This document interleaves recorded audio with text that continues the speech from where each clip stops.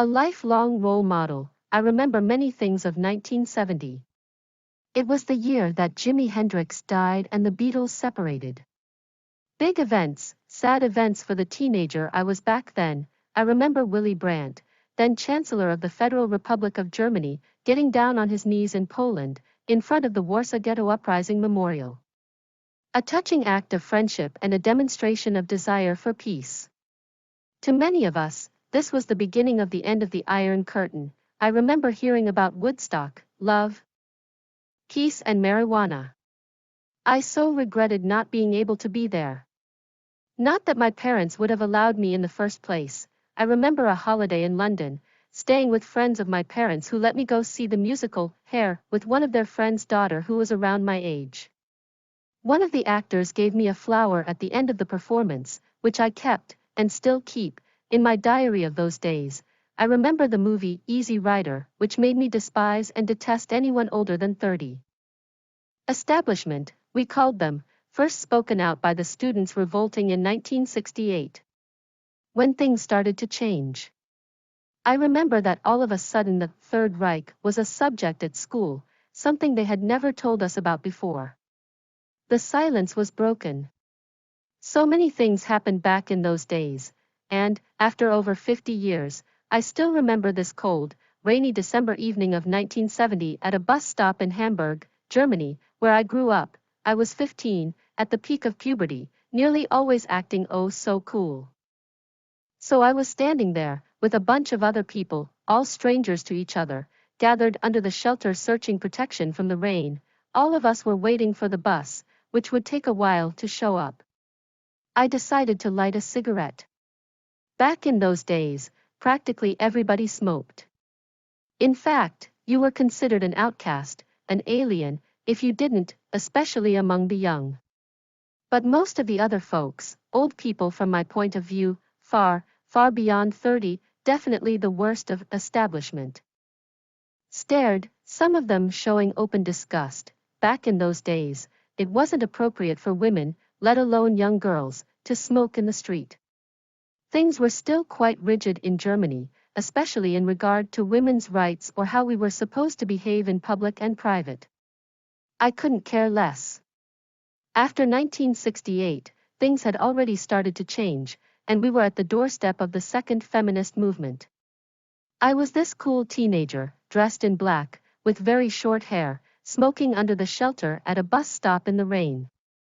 Not giving a dime about all these old creeps. Right after lighting my cigarette, a woman approached me, separating from the others in the group. She wore a black winter coat, stockings, black shoes, and a red hat. Very elegant, very classy. She rummaged in her purse, found a pack of cigarettes, took one and asked, "Do you have a light for me, please?" smiling. I lit her cigarette. The folks stared. She took a deep draft, grinned and said loudly, so it couldn't be ignored by anyone in the crowd, "Thanks. Now let's give these old geezers even more to stare at." This made me laugh and feel comfortable with this lady who seemed to be anything but one of these typical Hanseatic bourgeois, smug, snobbish and mock highbrow, many times with absolutely no substance and depth behind their snotty behavior. "Yes," I replied. This probably made their day. The lady grinned and agreed. She started telling me a bit about her life. As far as I recall, she had been married, divorced, without kids. She lived a self-determined, financially independent life. All this was very unusual for a woman back in those days. "I am 50 now," she told me, "and I don't give a dime about people's opinion. That's one of the advantages of aging. Of maturing." I stared at her in disbelief.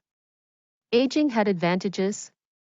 Well, if she said so. A bus came, and most of the bourgeois crowd left, some of them not without giving us another withering look. The lady laughed and let me know what she thought of them, basically the same I did. She asked me about my life and my plans for the future. Back then, there wasn't a lot I could tell her. I wasn't much interested in school and couldn't envision myself to ever get older than maybe 20. Or 25. Anything past that was beyond my imagination. Of course, this doesn't mean that I wanted to die young. I just couldn't figure out how life would be past the teenage years. She seemed to understand, didn't laugh or made fun of me or gave me some adult advice. I felt very close to her, closer than to any of my elder female relatives. And more comfortable. She didn't judge. Here was someone who understood, who had empathy. Her bus arrived, and she said goodbye. Now you have met a crazy old crone. I wish you luck for your life and am sure you will find your own way. With that, she left. Decades have passed since then. A unique encounter in more than just one wa. Một mô hình vai trò lâu dài trong cuộc sống tôi nhớ nhiều điều của năm 1970. Đó là năm Jimi Hendrix qua đời và The Beatles tách ra. Những sự kiện lớn, những sự kiện đáng buồn đối với cậu thiếu niên tôi hồi đó. Tôi nhớ Willy Brandt, khi đó là Thủ tướng Cộng hòa Liên bang Đức quỳ gối ở Ba Lan, trước đài tưởng niệm Usorgetter Uprising. Một hành động cảm động về tình bạn và thể hiện khát vọng hòa bình. Đối với nhiều người trong chúng ta, đây là khởi đầu cho sự kết thúc của bức màn sắt. Tôi nhớ đã nghe về Woodstock tình yêu, hòa bình và cần sa. Tôi rất hối hận vì đã không thể ở đó. Không phải cha mẹ tôi đã cho phép tôi ngay từ đầu. Tôi nhớ một kỳ nghỉ ở London, ở cùng với những người bạn của cha mẹ tôi, những người đã cho tôi đi xem vở nhạc kịch tóc với con gái của một trong những người bạn của họ trạc tuổi tôi. Một trong những diễn viên đã tặng tôi một bông hoa vào cuối buổi biểu diễn, mà tôi đã giữ và vẫn còn giữ trong nhật ký của tôi về những ngày đó. Tôi nhớ bộ phim Easy Rider khiến tôi khinh thường và ghét bỏ bất cứ ai lớn hơn 30. Chúng tôi gọi họ là thành lập, lần đầu tiên được phát biểu bởi những sinh viên nổi loạn vào năm 1968. Khi mọi thứ bắt đầu thay đổi, tôi nhớ rằng đột nhiên đệ tam đế chế là một môn học ở trường. Điều mà họ chưa bao giờ nói với chúng tôi trước đây. Sự im lặng bị phá vỡ, rất nhiều điều đã xảy ra trong những ngày đó. Và, sau hơn 50 năm, tôi vẫn nhớ buổi tối tháng 12 năm 1970 lạnh giá này tại một bến xe buýt ở Hamburg, Đức, nơi tôi lớn lên. Tôi 15 tuổi, đang ở đỉnh cao của tuổi dậy thì gần như lúc nào cũng tỏ ra rất tuyệt. Vì vậy, tôi đang đứng đó, với một loạt người khác. Tất cả đều là những người xa lạ với nhau, tập trung dưới mái che để tìm kiếm sự bảo vệ khỏi mưa. Tất cả chúng tôi đang đợi xe buýt, sẽ mất một lúc để xuất hiện. Tôi quyết định châm một điếu thuốc. Quay lại những ngày đó, hầu như mọi người đều hút thuốc. Trên thực tế, bạn đã bị coi là một kẻ bị ruồng bỏ, một người ngoài hành tinh, nếu bạn không làm vậy, đặc biệt là ở những người trẻ tuổi. Nhưng hầu hết những người khác, những người già theo quan điểm của tôi, rất xa, ngoài 30, chắc chắn là người tồi tệ nhất của thành lập, nhìn chằm chằm, một số tỏ ra kinh tởm. Vào những ngày đó, phụ nữ không thích hợp chứ đừng nói đến các cô gái trẻ, hút thuốc trên đường phố. Mọi thứ vẫn còn khá cứng nhắc ở Đức, đặc biệt là liên quan đến quyền của phụ nữ hoặc cách chúng ta phải cư xử ở nơi công cộng và nơi riêng tư. Tôi không thể quan tâm hơn. Sau năm 1968, mọi thứ bắt đầu thay đổi, và chúng tôi đang ở ngưỡng cửa của phong trào nữ quyền thứ hai. Tôi là một thiếu niên sành điệu, mặc đồ đen, tóc rất ngắn, đang hút thuốc dưới mái che tại một trạm xe buýt trong mưa, không đưa một xu nào về tất cả những con creep cũ này. Ngay sau khi châm thuốc cho tôi, một người phụ nữ tiến lại gần tôi, tách khỏi những người khác trong nhóm. Cô ấy mặc một chiếc áo khoác mùa đông màu đen, đi tất chân, giày đen và đội mũ đỏ. Rất thanh lịch, rất đẳng cấp. Cô lục trong ví tìm một bao thuốc, lấy một điếu và hỏi, anh có bật lửa cho em không, mỉm cười.